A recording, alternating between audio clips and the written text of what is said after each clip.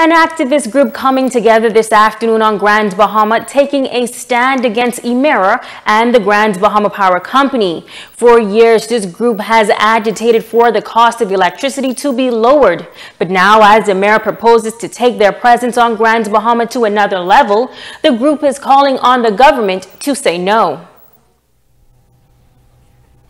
The coalition of concerned citizens continuing their fight for the people of Grand Bahama when it comes to the energy sector.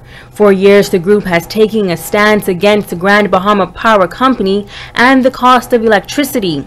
Members came together once again, this time to oppose Emera's proposed buyout of Bahamian shareholders.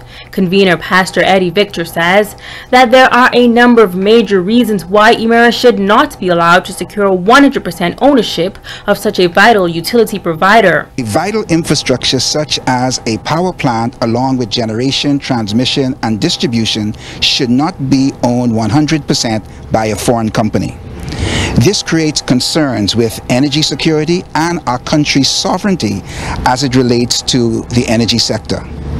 Number 3, Emera Grand Bahama Power Company's business model, policies, and mode of operation have decimated the economy of Grand Bahama. High electricity base rates have resulted in closures of businesses, hotels, unemployment, and hundreds of people living without electricity. It is important to note that high electricity rates contributes to a higher cost of living. Supporting the effort for change, Area Vice President of the Bahamas Union of Teachers, Quinton LaRota. He says that this movement is all about putting the people of Grand Bahama first and ensuring a strong working force on the island.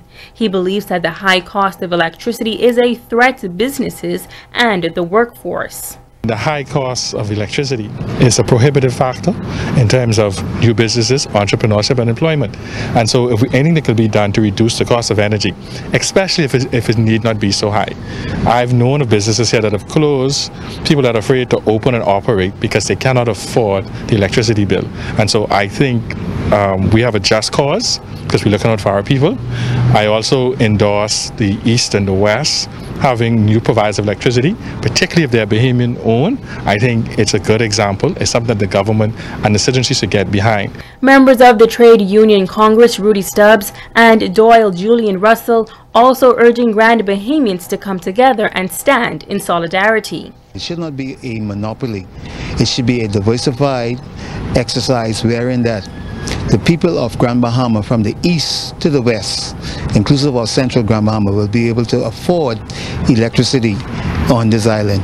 What we are asking is for the pastors and those who have flock under them to come out and support us and be with us. We're also asking other citizens, business people who feel that this is a very serious infraction on our rights to preserve ourselves to also come up. Victor adds that a letter was sent to the Prime Minister, Dr. the Honorable Hubert Minnis, petitioning the government to deny Emera's acquisition of Bahamian-owned shares.